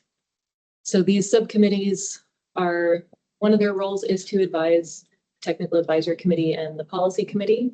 Their bylaws are pretty open in terms of what else they can do. It pretty much leaves it up to the committee. So in this case and in some recent examples, they do sometimes choose to write letters to other organizations outside of AMATS. I have some details on other recent examples if you're interested in the precedent. But there's some very comparable things, including the recipient list and CC list to this letter. So when the subcommittee approves a letter, it comes to you guys with the question of, do you approve sending this letter from the BPAC to the recipients? So it's not necessarily from the policy committee, it's from the subcommittee to those recipients. You absolutely have the option to say, no, we don't think this is an appropriate thing to send. In my experience in the last 5 years, as far as I remember, and as far as I could tell from our records, that denial has not happened before, but it's here is kind of a safeguard to say, if it's really unprofessional or otherwise really inappropriate, you guys are able to say no. Typically what happens is the policy committee has said, yes, that's fine to send it from the subcommittee to the recipients. Sometimes there is precedent for the policy committee to include a letter of support saying this letter is from the BPAC to the recipients. Also, we support this letter as the policy committee. So those are some options for you. The technical advisory committee voted to recommend approving the letter to be sent from the BPAC and also that the policy committee provide an accompanying letter of support saying as the policy committee support this. During that vote, I will note that Chair Coy recused himself since he's essentially a recipient of the letter as the MOA traffic department head. And Member Boland also recused himself due to his work with the Vision Zero initiatives through DOT. So that was their recommendation, was to approve sending it and provide a letter of support. And it's up to you guys, and I'm happy to take any questions. Oh, and we also have the BPAC chair here in case you have questions about the content of the letter. Could you give us a preview of some of those examples, Emily? Yes. So I found 3 in the last 4 to 5 years. 2 were from the BPAC and 1 was from the Community Advisory Committee. One from the BPAC was a resolution on an assembly ordinance, and that was directed to the assembly as a comment on the bike parking requirements when they were updated. Another from the BPAC was a letter of support for updating Alaska Administrative Code on like a 3-foot passing law and some other things regarding rules of the road involving bicyclists. That was sent to the Alaska Department of Public Safety. And on that one, the policy committee added their own letter of support and made one change to the verbiage, but otherwise provided their letter of support. The third one was from the Community Advisory Committee, and that was a letter on winter maintenance. And that was addressed to state legislators. And it CC'd the governor, the DOT commissioner, the DOT Central Region director, and I think that was all. So that one in particular is pretty similar to this one, where there's specific recipients and then the CC list also. Does that answer your question? It does. Thank you.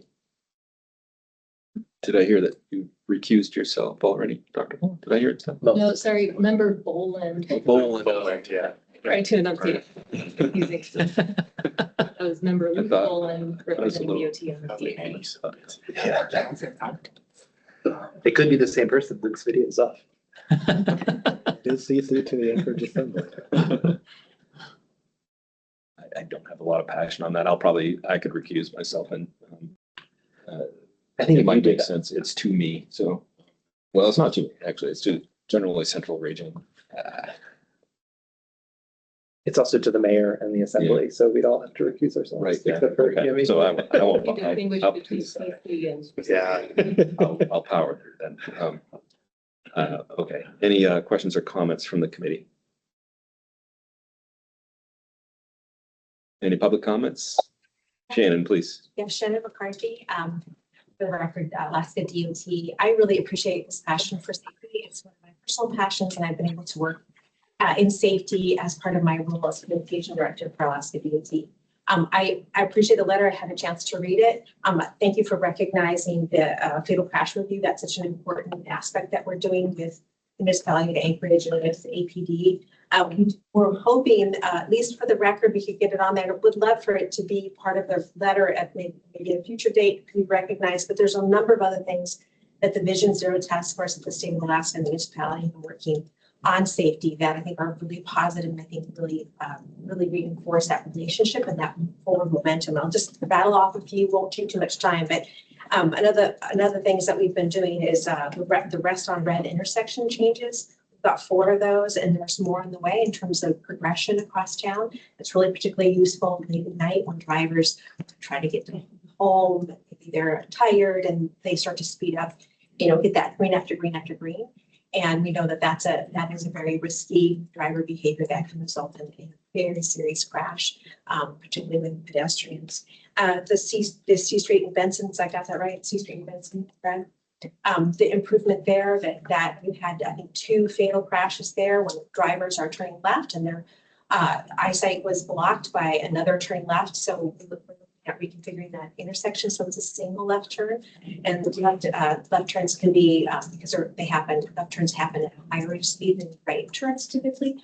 They can be even more serious. So we've done other things like that are outside of the Vision Zero Task Force, but we're putting over $25,000 of advertising into driver behaviors that result in result in crashes or are risky to crashes. Some pedestrian behaviors as well. We're distributing retroreflective materials, again, outside of the Vision Zero Task Force, but certainly inspired by that work. And we're distributing those here in Anchorage and, basically anywhere we can. And we're buying more to continue that effort. The pilot project on Elmer is a really great example. We'd love to see that one. Is that one listed? I thought it wasn't listed in there. The BPAC letter just includes a few things that they felt had not been addressed yet. So yeah, I appreciate that you're recognizing it. Yeah, and another cool thing is that we're doing the vulnerable road user audits, safety audits, and that's more of a state effort, but those are all being executed this fall. So we just wanted to for the record, just let you guys know we're doing a lot. We know we can do more, and we really want to work together in partnership. Thanks, Shannon. Any other public comments? Alexa. Alexa's online. Go ahead, Alexa. Thank you, Alexa Dobson, Executive Director of BPAC Anchorage. I think this is a really great letter, and I appreciate that the BPAC is moving it forward. We have been part of this process of really urging action to improve safety on our roadways since last year. And it is really great to hear that there are initiatives that are underway. But unfortunately, pedestrians do continue to die on our roads while we are planning and convening meetings and things like that. So we really do want to underscore the urgency of the situation here and the understanding that for every idea we have, that sounds great, but it's going to take several months to go through meetings or several years to go through meetings and procurement and stuff like that. Those are people that are going to die while we're going through that process. So we really want to urge that the actions that are undertaken with the utmost urgency, with the understanding that truly lives are on the line here. We would also recommend adding to this letter specifically that the DOT chief engineer rescind the road diet policy that makes it difficult, if not impossible, to implement currently programmed safety projects on high crash roads. That is a wrong-headed and unnecessary policy that is putting significant delays and could in some cases even kill roadway safety projects, which again will have the effect of costing human life.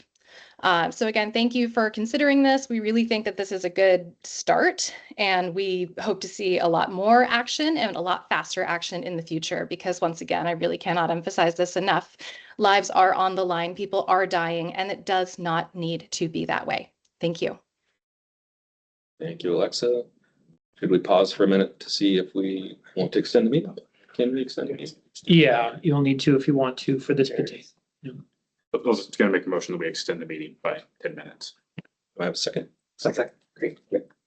Anybody opposed? No, we'll extend it to 3:10. I don't see any additional public comment. I do see an additional public comment. Brad Coy, municipal traffic engineer. Want to speak to a few things on this. Most of the items in here in the Vision Zero action plan. And there is a desire to do them. We do have staffing limitations. Not as simple as just going and making these changes, as many people know.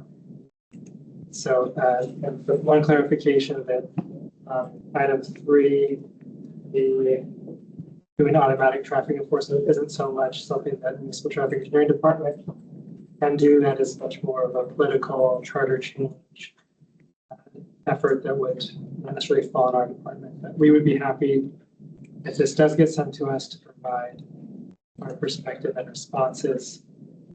Can't guarantee that we can influence all these immediate implementation of changes, primarily for the staffing issues that we have. Thank you, Brad. Any other public comments? Not seeing any. Oh, I did see Lindsay. No, I'm Lindsay Heiduke. I serve as the chair for the BPAC. And we'll just speak to the intention of this letter. Of course, we are in another record year for pedestrian fatalities and serious injuries on our roadways. The BPAC wanted to make sure to just elevate the urgency of taking real meaningful actions on the ground that really do impact the severity of injuries. So these actions are all in the Vision Zero working group plan. We're really appreciative that there is a collaborative approach because we have so much who owns which road and how does it get managed and how are things implemented. It needs to be collaborative between the municipality and the departments. So just another opportunity to push an urgency as we head into these darker months and recognize that we're in a crisis. And so wanting to just really keep that fine point on it. It's not a letter with an intention of saying, hey, this isn't happening. It's let's keep this moving. Let's not lose sight of these meaningful changes that we can make now. And let's make sure that we're prioritizing these actions. We know studies and taking a good approach is really important, but we want action and we want to make our roadways safer now than later. So that's, as a committee, we discussed this. I talked to lots of folks to try to figure out, do we address this to the policy committee? Does it quite make sense? It is for the working group, and it's everybody, of course, involved in this this issue has different roles. So that, we don't really care too much about that. We just really care about making some real change happen on the ground. So appreciate people's time to consider this and to continue to elevate these safety actions as we go forward. Thank you. Anybody else? The public? No. What's the will of the committee? I guess I do have a quick question. So an accompanying letter of support, what would that entail? Who drafts that? Didn't we see that before it gets sent out, or would it essentially just say policy committee endorses this, or what would that look like? The one for the example that I mentioned was really short, maybe half a page, saying the policy committee supports this, signed by the chair. I think Mr. Holland was the chair at the time also. I don't know the logistics that happened. Aaron, do you remember? Yeah, it would probably be something that if you approved it with a letter of support, we would take the same language from the previous one that we did and we'd send it out to you all and just confirm that that looks fine. And if it does, then we'd have the chair sign it and send it with the letter. I don't think I would sign a letter to myself yourself. and my So boss. Yeah, I would, what we've been doing is transitioning from the chair signing it just because of that conflict and having I sign it for the committees if it's approved as such. So we could do that if you guys wanted instead. Okay, I think in that case, I will act on behalf of staff and the technical advisory committee, and I will move to approve this letter be sent to the intended recipients and that policy committee would provide an accompanying letter of support. Here's a second to that.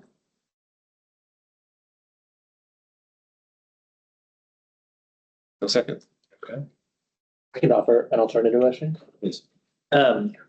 I would move to return this item to the bicycle pedestrian advisory committee for consideration and analysis. So. Second, yeah. Any conversation on that?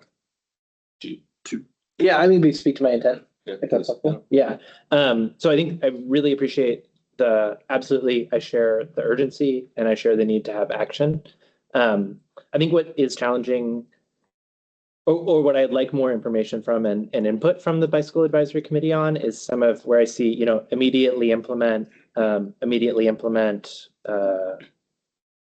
and well, I think especially in item 1 and 2, I think we need to be realistic about the law of speed reductions and we need to do speed studies and be mindful of that. And also when we're talking about immediately implementing, that means shifting capacity from something to something else. And I don't necessarily know that has to be between different competing Vision Zero priorities, but I think if the bicycle advisory committee thinks that lowering speed limits is more important than other actions within the Vision Zero plan, and we should do that first, I think that would be really welcome feedback. And so I would like the bicycle pedestrian advisory committee to sort of weigh some of those trade-offs in terms of what do you think is most important for us to be doing first as we're considering these recommendations. And I think I do also have concerns about number 3. I agree it's not the traffic department's role to make a charter amendment to allow automated enforcement. So I think for those reasons, I'd like the bicycle advisory committee to do a little more analysis on these items and help us weigh the trade-offs in terms of doing these versus doing other things and realigning capacity. Any further discussion on that? Sure. I'll just say, man, this is what I keep hearing out of the Vision Zero effort is we need more analysis, more analysis, more analysis. And assembly members have been asking for reduced speeds for quite some time now. So I just as one member on the policy committee, want to commend the BPAC for putting this letter together. Thank you for these recommendations. Thank you for pushing urgency. I hope that we actually do see more of these very meaningful mitigations happen in the near future. And I especially appreciate in the third paragraph the disappointment expressed that so many of the month 1 and month 6 actions have not been achieved nearly 1 year later. And so just want to voice that I hear you. Thanks. Anybody else? Should I do a roll call? Do a roll call. And this is voting to send this back to BPAC for further analysis. How do you vote, Mr. Kirker? Yes. Yes. Mr. Downey? Yes. Mr. Leamy? Yes. Yes. Dr. Wallen? No. No. And I will vote yes. So 4-1. The last action item is approved. Yes. On to 2 minutes. We have 2 minutes and 5 informational items. So if you would like, we can move all the informational items to a later meeting and I can note those for the record so they're not missed this next time. TISDO presentation, an update from DOT on the lane reduction directive, a STIP update from DOT. We'll have some update for you on a local lens event we're doing, and then the next PC meeting will be these items plus a few other things. So we can get those on the next agenda. Is the local lens happening before November? It is. It's happening in October, at the end of October, I think the 27th. Could we do it in 2 minutes? Yes, if you guys would like, we can click. Okay. Yeah, AMETS will be local ends of Federal Community Federation of Community Councils is having us come present basically on our updated public participation plan, and we'll be unveiling a new 90-second explainer video that tells you everything AMETS is and does in a graphical story. And we hope to use that for all of our engagement moving forward for basically the 101 of what AMETS is and what it's responsible for. So you can look for us there, and we can provide a Zoom link on our website so folks can tune in. Thanks very much, Christine. We'll also make sure to have the Northern Lights Boulevard project presentation on the next meeting because I missed that for this meeting. And so we will catch it next go round. I apologize to the DOT on that one. I could, Well, I guess on the agenda, while we're here, I wonder if it might make sense. I think sometimes we make staff sit through an entire meeting to provide these presentations. I wonder if they're time limited, if we might have informational items first to kind of make up for missing them the last couple of meetings. As far as we are right now, I don't think we have any action items for November, so it may just be an informational meeting. Okay. So there may be something coming up, but we'll figure that out. So we can, when you guys do the approval of the agenda, you can move the informational items to the beginning if you want, instead of the action items, if we have any. So. Okay. thanks. Yeah, I appreciate everybody's patience, all the presenters' patience with us and sitting through 2 hours and not being able to give your presentation, but anyway, apologies for that. To adjournment, I have a motion to adjourn. Move to adjourn. Have a second. Sir. Second, and I'm sure there are no objections. So we are adjourned at 3:10. Well, keep going. Looking forward to November.